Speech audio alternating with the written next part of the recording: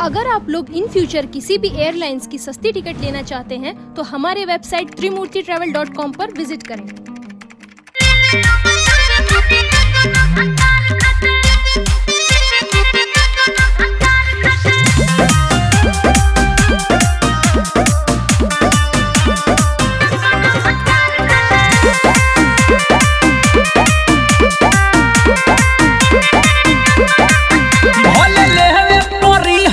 पुनर्जन्म तोहर देहिया से नहिया लगाई कौन सपना देखा सुनो भले लेवे परी हमके पुनर्जन्म तोहर देहिया से नहिया लगाई बबल छछ नहीं बुरानी प्यार खातिर अरे निकला ई जवानिया हमार ना हो बात बेकार खाते तो केकरा खातिर बा अवतार बने अपना भकार खाते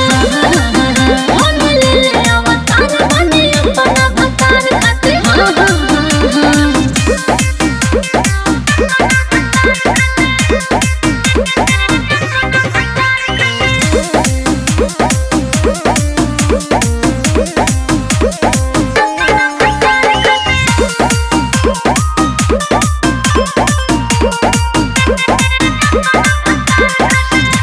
गम गम गम कहतार अच्छा चम चम चमकतार हमारे परफ्यूम के हर कहाँ से गेल हो किनके तोरा का कौन बनी पिया गोरी बड़ा चिंता बा बूत दिया गोरी कौन बेडर घूम के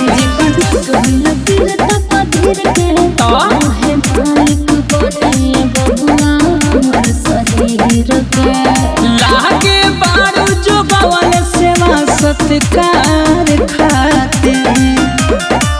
हीरो बोलो ई जवानिया हमार नाही बाटे बेकार खाते हम ले अवतार बने अपना भकार खाते हम ले अवतार बने अपना भकार खाते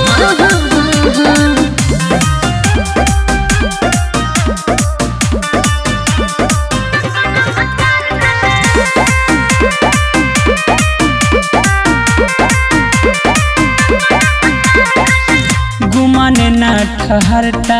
गोरी तोहर सुंदरता गोरी मिल जाई माटी में का बुझल अरे अभी देख लो कहाँ दीवाना के शराब गोरी बड़ी तोहर पाप गोरी बात लावल छाती में नन्ना प्यार में मिलेला बड़ी धोखा राहुल डोरा खब हम पिया रे भरोसा कष्ट के करत रस्तई दिलदार खातिर अच्छा ई जवानिया हमार ना हो बात बेकार खाते का करबू एके हम ले अवतार बने अपना भकार खाते हम ले अवतार बने अपना भकार खाते अरे पुरस्कार तो मिले के चाहिए तहरा है विचार खातिर।